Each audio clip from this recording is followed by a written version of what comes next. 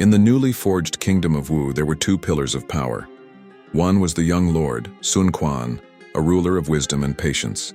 The other was the fire in his hand, the grand commander of his armies, Zhou Yu.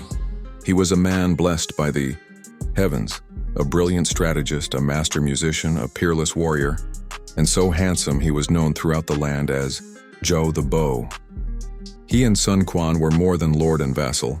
They were sworn brothers, a perfect union of royal authority and military genius. Together, they had defied the mighty Cao Cao at Red Cliffs, securing their kingdom's future. Zhou Yu was the architect of that victory, the brightest star in the southern sky. He believed himself to be the most brilliant mind of his generation, a belief that would soon be challenged and ultimately shattered. The architect of Red Cliffs was not alone in his victory. He had been aided by an ally, the strategist from the wandering warlord Liu Bei, Zhuge Liang, the sleeping dragon. To Zhou Yu, Zhuge Liang was an infuriating paradox, a man of humble origin who possessed an intellect that seemed to rival and perhaps even surpass his own. After the battle, Zhuge Liang's brilliant bloodless maneuvering to secure Jing province for his master left Zhou Yu feeling outwitted and deeply humiliated. Zhuge Liang was a thorn in his side, a constant smiling reminder that there might be another brighter star in the heavens.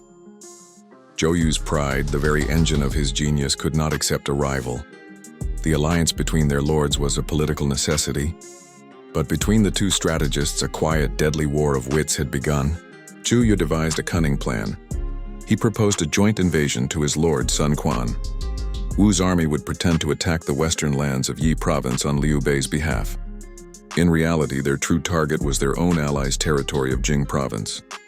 It was a treacherous but brilliant gambit to reclaim the land he felt was stolen from him. The plan required Zhuge Liang's cooperation. Zhou Yu sent a letter, his words dripping with false friendship, asking for supplies and passage. He was certain he could deceive the sleeping dragon, using their alliance as the perfect cover for his betrayal. He was setting a beautiful, intricate trap, confident that his rival was about to walk right into it. But the dragon was not sleeping. In Jing province, Zhuge Liang received the letter. He read it, and a faint, knowing smile touched his lips. He saw the trap for what it was. He knew Zhou Yu's pride, his ambition, his obsession with Jing province. He knew his rival's mind as well as his own. He advised his lord Liu Bei to play along. He sent a reply to Zhou Yu, a masterpiece of feigned ignorance and enthusiastic support. "We will prepare our meager supplies and await your grand army," he wrote. "We will welcome you with open gates." Zhuge Liang was not just avoiding the trap. He was preparing to turn it back on the trapper. The war of wits had been joined. Zhou Yu marched his grand army to the borders of Jing province. He was met not with resistance, but with cheering crowds and open gates. The city was his for the taking. But as he rode into the main square, a chilling silence fell. The streets were empty. The walls were unmanned. The banners of Liu Bei flew from every tower, but there was not a single soldier to be seen. It was a ghost city. A cold dread began to creep into Zhou Yu's heart. This wasn't a surrender. This was a welcome. This was the first part of a trap he could not yet see. He had walked right into the dragon's lair, and the dragon was nowhere to be found. Suddenly, from the rooftops, the sound of war drums thundered. Not an army, but a handful of drummers, creating the illusion of a vast force. Then a voice boomed from the city walls, the calm, clear voice of Zhuge Liang. "Commander Zhou," it echoed. "Your long journey must have been tiring. Did you truly believe I would not see through your simple deception?" At that moment, from a hidden gate, a small elite detachment of cavalry, led by the peerless warrior Zhao Yun, charged out, striking at the heart of Zhou Yu's surprised and confused army. It was not a battle. It was a surgical strike designed to create chaos and panic. Zhou Yu, realizing he had been played, roared in fury. In the ensuing skirmish, a stray arrow found its mark, piercing his side. Wounded, Zhou Yu retreated, his heart burning with a humiliation far more painful than the arrow. To salvage his pride, he devised a new plan. He would fake his own death. He knew that if Zhuge Liang believed he was dead, the forces of Jing province would relax their guard, and he could launch a surprise attack. He was carried in a coffin, his army marching in a slow, mournful procession. But as they neared the city gates, they were met not with a relaxed defense, but with the full, prepared army of Liu Bei. banners flying. Zhuge Liang stood on the walls, his voice ringing out again. "Commander Zhou, I knew your pride would not let you accept defeat. Your trick is clever, but predictable."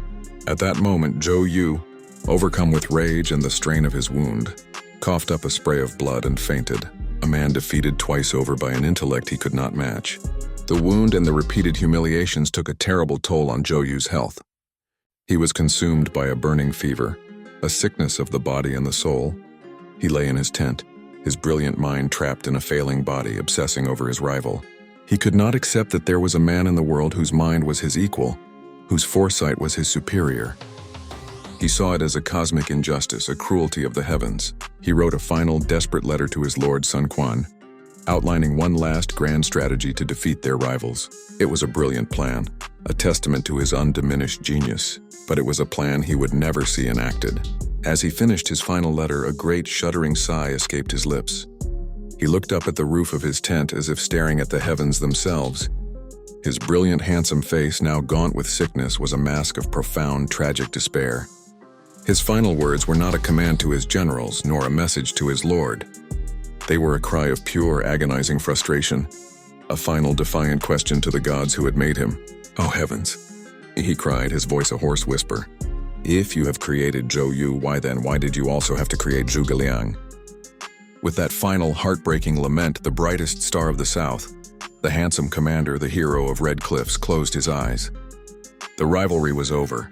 Zhuge Liang, upon hearing of his rival's death, traveled to the funeral. He knelt before Zhou Yu's casket and wept, his grief genuine and profound.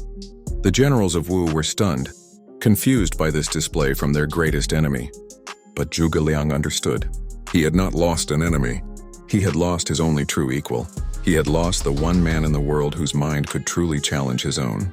The world was a lesser, lonelier place without Zhou Yu's brilliant, fiery spirit. The war of wits was over, and the dragon was left to play the game alone. A silent, sorrowful victor in a battle that had consumed one of the greatest minds of the age.